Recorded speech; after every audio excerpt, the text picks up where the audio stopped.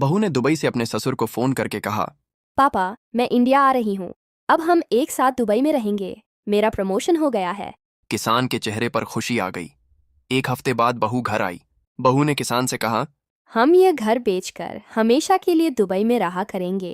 किसान बहू की खुशी के लिए घर बेचने को तैयार हो गया। अगले दिन बहू ने मकान बेच दिया और 2 दिन बाद किसान को लेकर एयरपोर्ट पहुंच गई। बहू ने किसान को एक कुर्सी पर बैठाया और बोली, आप यहाँ बैठो, मैं फ्लाइट का पता करके आती हूँ। पर 2 घंटे बीत गए, बहू वापस नहीं आई। तभी एक कर्मचारी ने पूछा, अंकल जी, आप यहाँ किसी का इंतजार कर रहे हैं? मेरी बहू फ्लाइट का पता करने गई है। फिर कर्मचारी ने बहू का नाम पूछा और चेक करके बोला। अंकल जी, आपकी बहू तो फ्लाइट लेकर जा चुकी है। ये सुनकर किसान की आंखों से आंसू बहने लगे। किसी तरह किसान अपने बेचे हुए घर पहुंचा और रात को घर के बाहर ही सो गया। सुबह मकान का नया मालिक आया और किसान की सारी बात सुनकर उसका दिल पसीज गया।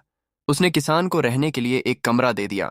एक दिन मालिक ने कहा, अंकल जी, आप किसी रिश्तेदार के पास चले जाओ, आपकी बहुत उम्र हो चुकी है। किसान ने रोते हुए कहा, क्या पता मेरी बहू को मेरी याद आ जाए, तो उसका ध्यान भी तो रखना है मुझे।